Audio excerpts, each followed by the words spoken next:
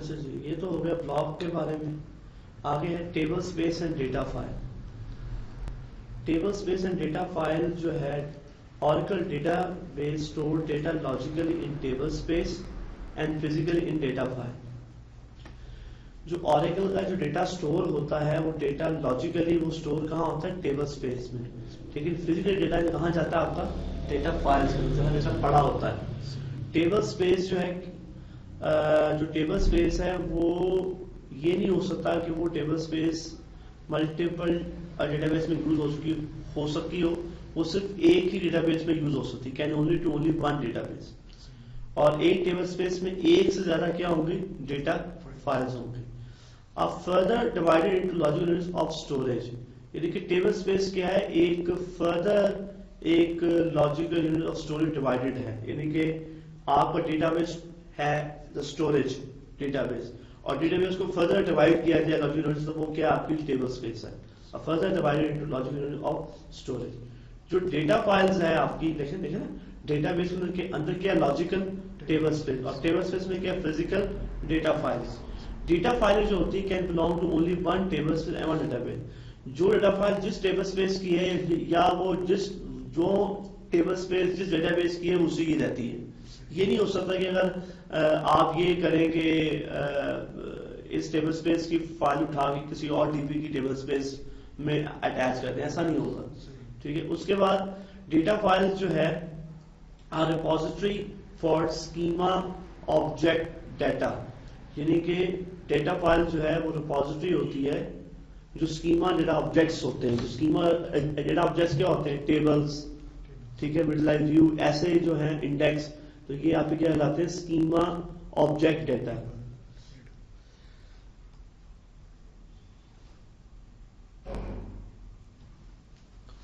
आगे है specify file operation in terms of database object rather than file names. अब कहता है कि आपने ये बाद में पढ़ेंगे स्लाइड से, कुछ पता ही नहीं टेबल स्पेस है क्या है, तो बाद में देखेंगे इसको। स्पेस मैनेजमेंट इन टेबल स्पेस। जो टेबल स्पेस में जो स्पेस मैनेज होती है कि किस तरह डेटा आएगा, दो तरह से होती है। एक होती है लोकली मैनेज और एक होती है डिक्शनरी मैनेज। एक क्या होती है, लोकली मैनेज, और एक क्या होती है, dictionary manage. Locally manage table space. अच्छा, आप कहाँ पे रहते हैं आप? दोस्त मार्ग। अच्छा, ये इधर जो गुलबर्ग में।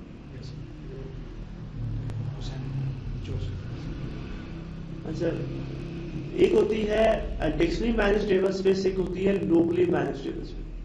अगर पहले देखिए डिक्शनरी मैनेज टेबल स्पेस क्या होती है।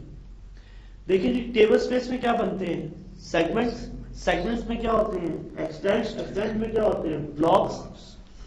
अब देखो कि एक टेबल स्पेस में एक से ज्यादा क्या होंगे, सेगमेंट होंगे। अब इस सेगमेंट में कितने एक्सटेंड आए हैं, या एक एक्सटेंड में कितने ब्लॉक्स आए हैं, ये भी तो एक जस्ट एक इंफॉर्मेशन है ना।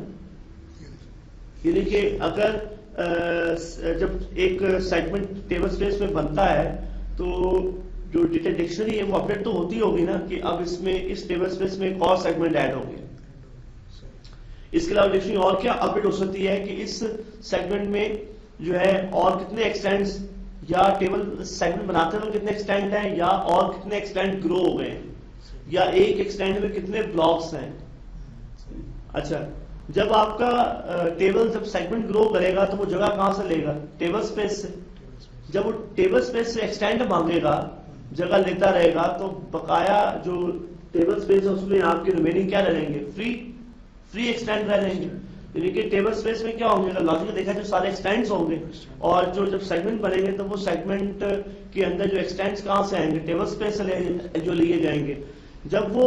जब आपका टेबल जब सेगमेंट ग्रो करता है तो वो फिर जो जगह मांगता है, जो डेटा एंटर स्टोरेज के लिए जो जगह लेता है, वो कहां से लेता है, टेबल स्पेस में।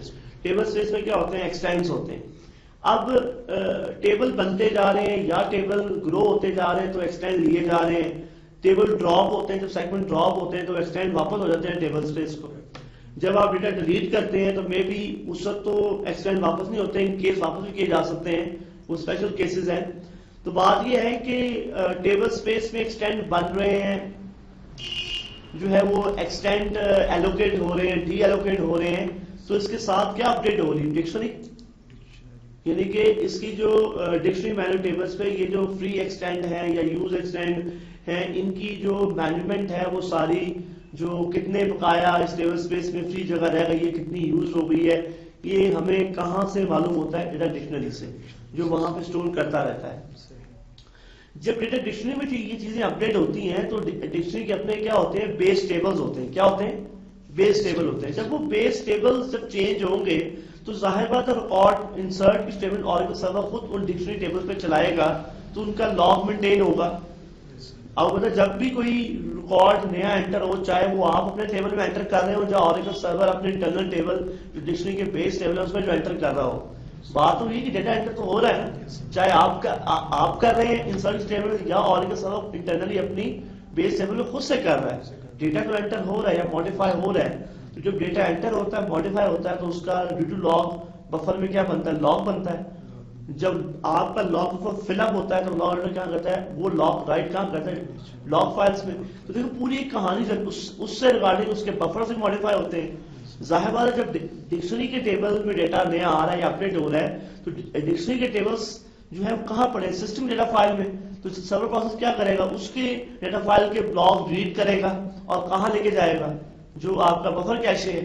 तो जो एक नॉर्मल जो हमारे जो यूजर डिफाइंड इंसर्ट स्टेटमेंट या डीएमएल स्टेटमेंट है, उनमें आपकी जो है पूरी एक्टिविटी परफॉर्म हो रही है, बफर चेंज हो रहे हैं, लॉग बन रहा है। जो ऑरेकल इंटरनल अपनी स्टेटमेंट देता है डिक्शनरी की बेस टेबल्स को, तो उसके पीछे भी तो ये सारी कहानी चलती है ना। सर्वर प्रोसेस उसके ब्लॉग रीड करता है, ब्लॉग रीड कहाँ लेके आता है? बफर कैशे में, उनके लॉग, उनका लॉग बनाता है, लॉग राइट करता है। तो जो काम आपका नॉर्मल सेशन पे होता है, जो हम खुद से करते हैं या इंटरनल को खुद से करें, दोनों सूत्रों में लॉग तो बनता है ना। अब जो हम इंसर्ट करते हैं उसकी तो लॉग समझ आती है, और जो वो खुद से करता है वो क्या डेटाबेस के ऊपर एक एडिशनल टास्क नहीं है कि वो आपकी सारी टेबल स्पेस में जो फ्री एक्सटेंड है, यूज एक्सटेंड है, कितनी फ्री जगह रह रही, कितनी यूज जगह, ये सब मैनेजमेंट डिक्शनरी से कर रहा है। तो डिक्शनरी में स्टोर कर रहा है तो तब दे रही हमें दे रही कितने बकाया फ्री स्पेस है। तो ये चीजें जो है, इंफॉर्मेशन जो है, ये सारी क्या अपडेट हो रही है। तो ये उस सर्वर प्रोसेस को, उस ऑरेकल सर्वर को इंफॉर्मेशन अपडेट करने में, मैनेज करने में टाइम तो ले रहा है, जिससे आपकी परफॉर्मेंस डेटाबेस की इंसर्शन पे फर्क पड़ रहा है। तो वही कह रहा है कि डिक्शनरी मैनेज टेबल स्पेस क्या होती है कि जो फ्री एक्सटेंड्स है मैनेज कहां से होते हैं? नहीं, जाहिर बात है टेबल स्पेस में एक्सटेंड एलोकेट हो रहे हैं, तो जो बकाया रिमेनिंग रह गए तो डिक्शनरी अपडेट होगी ना, बकाया रिमेनिंग इतने रह गए, तो वो हमें डिक्शनरी यूज होते हैं, वहां से हम जाकर देखते हैं। अच्छा, जब आपके कुछ टेबल्स अपडेट होते हैं, एक्सटेंड्स आर एलोकेटेड, जब टेबल अपडेट होते हैं तो मे भी क्या हो, कुछ एक्सटेंड एलोकेट हो, डी एलोकेट हो, तो तब भी क्या हो, डिक्शनरी आपकी क्या होगी? अपडेट होगी। एक्सटेंड फ्री हो, यूज हो, तब भी डिक्शनरी अपडेट होगी। टेबल में डेटा डिलीट होगा, अपडेट होगा, तब भी एक्सटेंड आपके मॉडिफाई होंगे। तो ये इन चीजों में उसे डिक्शनरी अपडेट लेनी पड़ती है, इसलिए इसको बोलते हैं डिक्शनरी मैनेज टेबल स्पेस। ये जो टेबल स्पेसेस हैं ये ओल्ड वर्जन में यूज होती थी, जो बैकवर्ड कंपैटिबिलिटी अभी भी स्टिल ऑरेकल वालों ने दी हुई है एनजी के अंदर। यानी कि ये क्या है? Dictionary manager.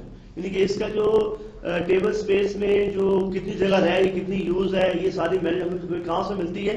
डिक्शनरी से मिलती है। और डिक्शनरी में मिलती तभी मिलती जब वो डिक्शनरी को में रखता है, अपडेट करता है, तभी मिलती है ना हमें। तो जो रखता है उसमें उसको जो आपकी नॉर्मल डीएमएस में अफेक्ट होता है, इसलिए कहता है कि आप डिक्शनरी मैनेज टेबल स्पेस की बजाय क्या यूज करें?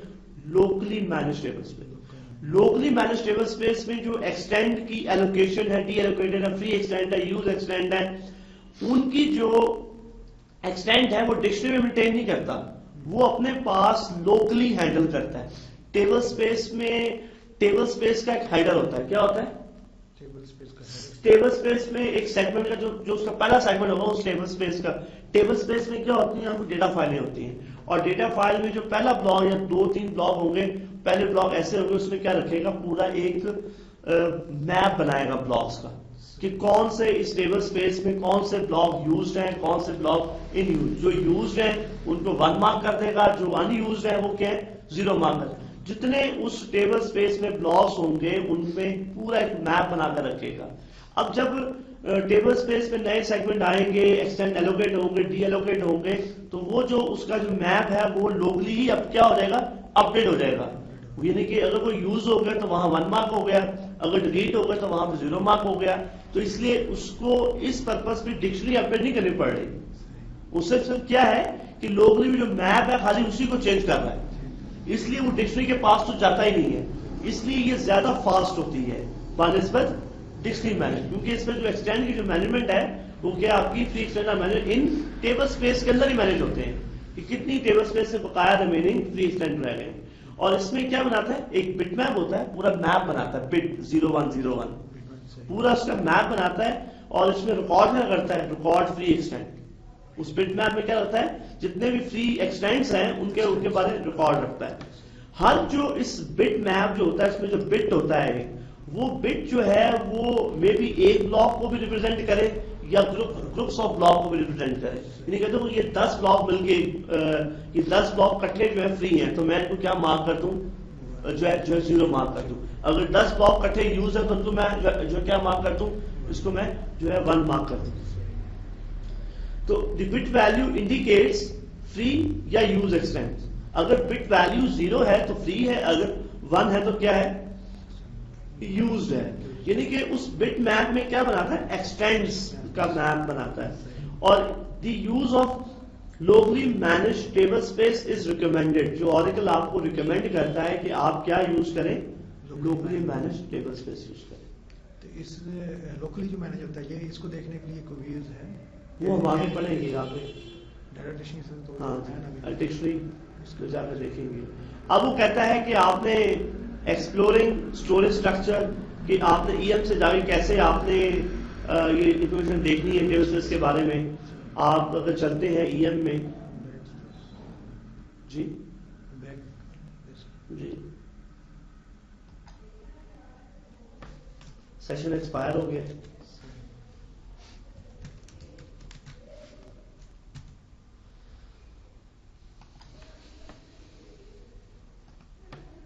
यहां पे अगर मैं कहता हूं अभी ये क्या डीबी डाउन है, तो ये तो ये जो जॉब बंद करें, जॉब बंद करें।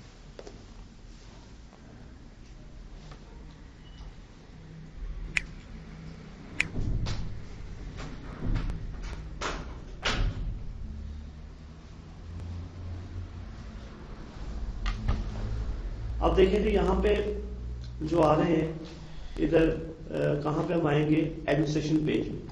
हमने क्या देखा, जो एग्जिस्टिंग टेबल स्पेसेस बनी हुई है ना, उनको कैसे मॉडिफाई या नई कैसे बनाना है, तो वो हम आएंगे कि देखें स्टोरेज में आके टेबल स्पेस में।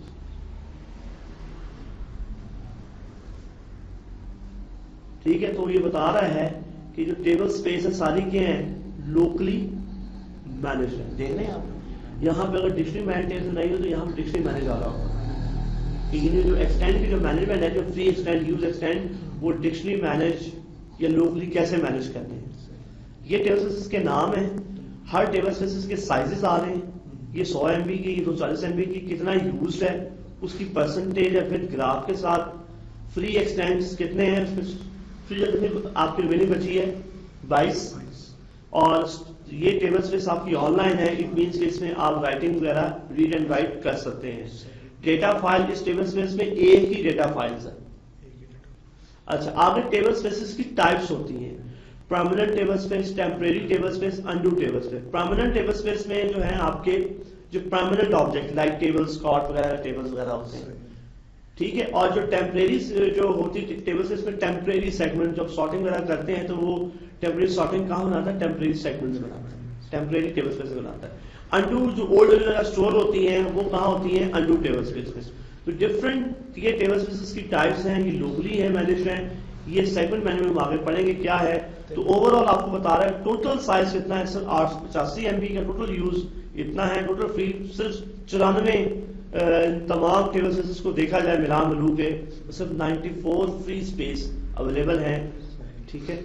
जो आपको टिक मार्क शो कर रहा है वो ऑनलाइन है, जो क्रॉस है वो ऑफलाइन है, और जो ऐसे है दिखा रहा है बॉक्स में तो वो आपका क्या है, रीड ओनली। ये बाय डिफॉल्ट लोकली सेट हुई हुई होती है।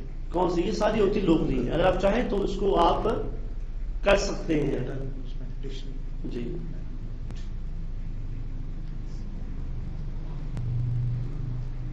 नई टेबल स्पेस आपने बनानी कैसे है, वो आगे स्टेप्स बता रहे हैं, बता रहे थे सारे। वही जब आप बनाते हैं तो उसको बताएंगे टेबल स्पेस आपकी कौन सी है, लोकली मैनेजर, डिक्शनरी मैनेजर, इसमें सारा कुछ बताएंगे। पूरा आगे फिर बता रहे हैं जो प्री कॉन्फ़िगर्ड डेटाबेस में जो टेबल स्पेसेस होती है, क्योंकि जब हमने 10G इंस्टॉल की तो उसमें प्री कॉन्फ़िगर्ड डेटाबेस इंस्टॉल हो गई, ठीक है, जो मैंने जो नाम दिया था, तो उसमें ये मैंने आपको सारा बता दी। जो बाय डिफॉल्ट जो टेबल स्पेस होती है सिस्टम की होती है, जिसमें क्या पड़ा होता है, डिक्शनरी के बेस टेबल पड़े होते हैं, आपके व्यूज वगैरह भी इसी में पड़े होते हैं, सारी रिपोजिटरी जो है, चाहे जो आप टेबल बनाते हैं, सारी इसी में पड़ी होती है। सिक्स ऑफ टेबल स्पेस ये जो आपका EM चल रहा है, ये भी तो अपनी एक स्टोरेज लेता है, ये भी अपनी एक स्टोरेज लेता है। तो वो भी जो स्टोरेज है वो कहाँ होती है, स्टोर आपकी जो स्टोरेज है वो भी जो है वो आपकी कहाँ लेता है, सिसऑप्स की टेबल स्पेस में, क्योंकि सिसऑप्स की टेबल स्पेस ऑनलाइन होगी तभी ये आपका जो मैं चला कर बैठा हुआ EM वगैरह, क्योंकि इसकी भी इंफॉर्मेशन जो है अपनी रिपोजिटरी होती है, वो सारी कहाँ स्टोर करता है, सिसऑप्स टेबल स्पेस, या इसको सिस्टम की एक्सिलरी टेबल स्पेस भी बोलते हैं। अच्छा, उसके बाद एक टेम्परेरी टेबल स्पेस में क्या होता है, टेम्परेरी डेटा होता है, यानी सॉर्टिंग पर्पस के लिए। अनडू टेबल स्पेस में क्या होता है, आपके अनडू टेबल में ओल्ड वैल्यू जाती हैं, यूजर और एग्जांपल जो आपके अपने टेबल्स के लिए बनाई जाती है, जिसमें आप अपना यानी कि स्कॉर वगैरह का टेबल सपोज करें, एग्जांपल टेबल स्पेस जो आपके स्कॉर वगैरह का टेबल है वो यूजर टेबल स्पेस में है, और जो आपके दूसरे यूजर है HR OE उसके टेबल में एग्जांपल टेबल स्पेस में।